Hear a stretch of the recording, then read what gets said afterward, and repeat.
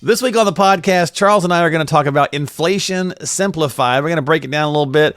We're going to do we're going to do those like math problems we had in school, Charles, you got 10 apples and Joey takes 3. Absolutely. Yeah, yes, okay. We are. Yes, okay. We are. Yes. Okay. Yeah, Joey's got 10 apples, and if he gives, Maria 6 apples, how many apples does he have left kind of thing? Depends on how many kisses he gets for the apples. Oh, all right. Well, how you doing, buddy? Doing all right? I'm fine. Yeah, we're fine. Are you going to try that with Sherry? Are you going to be like, hey, I got some apples. Can I get some kisses for some apples? I don't have to give away apples to get kisses. Oh, nice. That's Bravo. How good I have it. Bravo, sir. Bravo. Well, let's get into our conversation this week. So talk to me about inflation simplified, because obviously inflation confuses people, right? The numbers have come back down, that we've seen, the reported CPI numbers recently, although none of us feel it in our pocket, but they're saying now it's 2.6 or 2.8 or whatever for the first time in a number of years. Yeah. But people still go, well, then why the hell does everything cost so much? Well, it compounds, right? This is my take on this. I watched this for years and years and years. The economists that are calling themselves economists don't know why. The reporters certainly don't know why. Nobody explains it. Nobody explains it the way I'm going to explain it. And trust me, this is not my explanation. I did not come up with this. This comes to us from the wise folks at First Trust, an investment consulting, and they have ETFs and everything. They've explained this in a way over the years that has always made sense to me. And it's the only way that this makes sense, because it's not anything other than the fact it's a monetary phenomenon. Period. If the government prints money, inflation goes nuts. Well, it's certainly done that. So that's really what it boils down to. So folks are going to be seeing some, three different slides. They're going to show you these 3 different scenarios. This is inflation simplified. Here's the background. Milton Friedman famously stated, inflation is always and everywhere a monetary phenomenon, in the sense that it is and can only be caused by a more rapid increase in the quantity of money than in output. Printing money. Contrary to popular belief, inflation doesn't stem from rising wages, greedy business, government deficit, or even rapid economic growth. It results from the excess printing of money. Period. Okay. Period. So let's look at 3 different examples here. A simple economy where there are $10 and 10 apples. Since there are no other goods, each apple costs $1, which makes perfect sense. Okay, right. Now suppose the federal government wants to spend $2. The government typically spends money by either taxing or borrowing from the people who owe those dollars. So let's say they decide to tax $2 from the rich apple growers and give the $2 to others, okay? Which is kind of the way it works. After this, there are still $10 circulating in the economy, $2 that the government redistributed, and $8 with the other holders of the money, right? Mm-hmm. Okay. Nothing fundamental changes. The total money in the economy is still 10. There are still 10 apples, so each apple is going to still cost $1. This illustrates why government spending in and of itself does not directly cause inflation. The money supply hasn't increased. It's just been redistributed. Right. Okay. So you got to, when you're looking at the pictures with this will make a little more sense. So sure. Then it changes. Inflation occurs when money supply grows faster than the amount of goods and services available. Okay, that's it. Let's consider a scenario where the Federal Reserve increases the money supply by 30%, from $10 to $13. Okay, right. So, and that's what COVID happened, and they printed the printing presses. They printed like crazy. Yeah, that's exactly right. So what happens next? If the production of apples doesn't necessarily increase by the same 30% and remains constant at 10 apples, now each apple is going to cost $1.30 instead of $1. Mm-hmm. Still only have 10 apples, but you've now got $1.30 floating around. So it's going to cost more. That's because there's more money in the system, but the goods in this case, the apples, hasn't changed. So it leads to more money chasing the same amount of goods, which is called inflation. Right. It's not anything more complicated than that.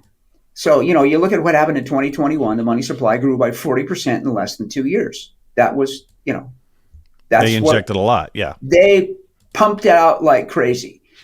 Production didn't nearly increase as fast. So as a result, there's way more money circulating. and chasing a slightly larger number of goods, causing inflation that we experience. That's what's really inflation.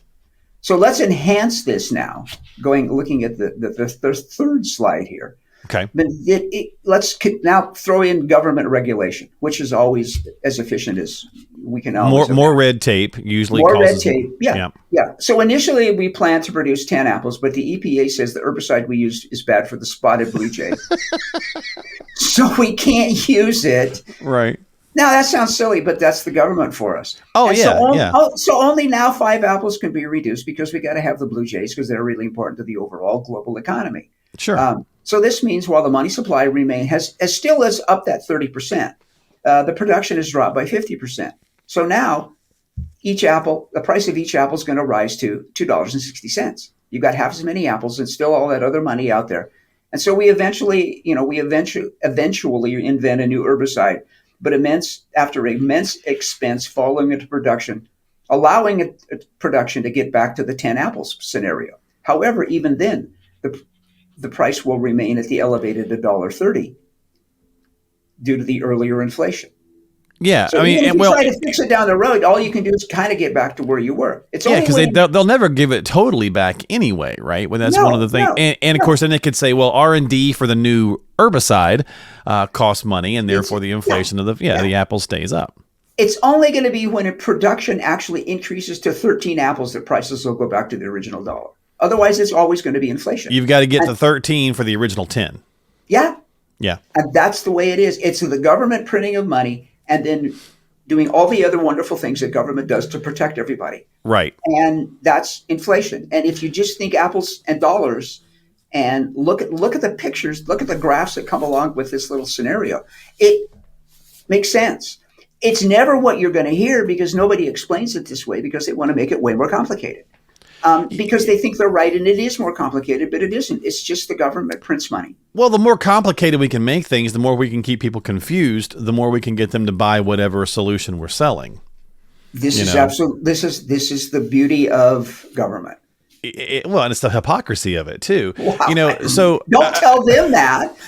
Well, we were talking about the compounding part of that. So I was having a conversation with another pretty famous. I guess I would say he was an economist, but I don't know what he calls himself. But anyway, but anyway, so we were talking about how like if inflation was really was high, they were even saying it was at 9%, even though other certain goods and services were in 20 and 30% and so on and so forth, that even though prices are still really high, even though they claim the numbers have come down, they may have come down, but it takes time, right? It takes time for all this stuff to move its way through. And he kind of broke it down like this, and I thought this was an interesting way to think about it. It said, the compounding interest. So think about this. If over the course of the last 4 years, let's just say since you were using COVID as the print money scenario in this conversation, you put on 100 pounds because you shuttered yourself in your house or whatever the case is, and you gained 100 pounds. Well, just because you lost 10 pounds doesn't mean that everything's better. You're still net up 90 pounds from where you were. To get back to your healthy original weight, you're going to have to keep working. And inflation's kind of the same way. Just because it's come down and it's now down to a reasonable 2.6% doesn't mean the price of eggs is going to automatically go back to where they were 5 years ago. No, they won't. Right. So because there's still all those dollars that are out there. They're just they're not making new dollars. You still have all the fat you haven't lost yet, if you're doing the weight scenario, right? Yeah, so I thought that was an interesting way to kind of break it down. I like this one too, right? So it's apples and dollars. I mean, that's simplified. Government printing presses cause inflation. So will we see, if we keep the inflation numbers where they're at, will we see an eventual decrease in some of the prices out there? I mean, in theory, right? But it's going to take a little while, and it's not going to be dramatic. In theory, correct. In reality, I doubt it, because if I'm a producer and I can get $1.30 instead of $1 for my apple, why the hell wouldn't I keep doing that? Well, and this is where the conversation of capitalistic greed comes into, and everyone's like, well, capitalism bad and blah, blah, blah. But look, the free market is what allows you to have all the things that you have. That's exactly right. The technology and, the laptop you're using and the Starbucks you're drinking and the yada, yada, and so on and so forth. That all comes from the free market. So, they're not going to willingly give back their profits, right? No. unless you and I come up with something that's absolutely a fabulous solution to all of this, the government's going to continue to do whatever the government's going to do, and they think they're entitled to all of our money, and because they could use it more wisely than we can, and that's the nature. That's the nature of the beast. So don't just understand it and work within it. Don't try to. You're never going to get to change it, and you can rail about it forever. Why don't you just go with this is why it is what it is.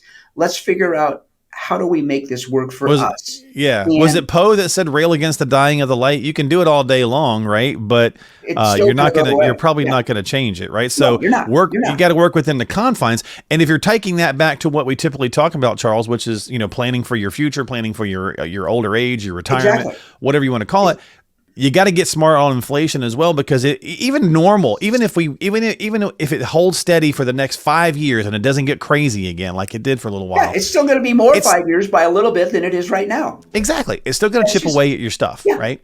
Yeah. So it is a silent thief that. There you go. That recently wasn't so silent. It got kind of loud recently. It was screaming at us. But that's the beauty of the government and they own all the clothing for all the silent thieves. I think. There you go. So what do you do, right? You got to have a strategy. You got to deal with, even if you go with basic numbers, Charles, and I guess we could leave it with this. If it cost you $5,000 a month right now for your proposed retirement lifestyle, whatever it might be, you've planned that out. You're pretty comfortable with that. In 10 years, it's not going to cost you $5,000. It's going to cost you more, right? In 12 years, it's going to cost you basically double.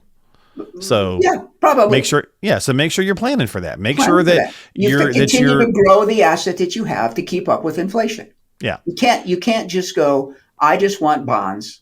I just want income. Right. Because income doesn't grow. Yeah. And if you're lucky enough to have a pension, most do not provide cost of living adjustments. Nope. So you're going to have to take that into account. Yeah. Social Security. There's a lot of math that goes into making sure that this makes sense. And even then it's just it's a calculated guess. Yeah. But you've got to factor all of the parts. But you have to do it too. Yeah, you do. You can't ostrich it either. So not make a calculated guess. All right. Well, there you go. So that's retirement simplified, investing simplified. Inflation. God, it's all the same. I can't even talk. Yeah. Inflation simplified. Yeah. So there we go. All those I words. All those. Well, start with math. It's a math problem. Then there's the challenge right there. It's math. It is and always is a math problem. So, all right, Charles. Well, thanks for breaking that down for us a little bit this week. Simple and easy. We'll get back with some more conversation here next time on Financial Choices Matter with Charles Scott. Don't forget to subscribe to the podcast on Apple or Spotify, and of course on YouTube now. Starting to get some traction on YouTube, which is very cool to see. So do us a favor, hit the little thumbs up and the subscribe button, just so you catch new episodes when they come out and learn a little something new. And that way you ring the notification bell, and that way you get new episodes when they launch. And of course, all the information that you might need is in the show notes. So check the show notes for descriptions on how to just link up with Charles and Sherry and have a conversation with them about whatever you might need in your retirement journey. And we'll see you next time here on Financial Choices Matter with Charles Scott.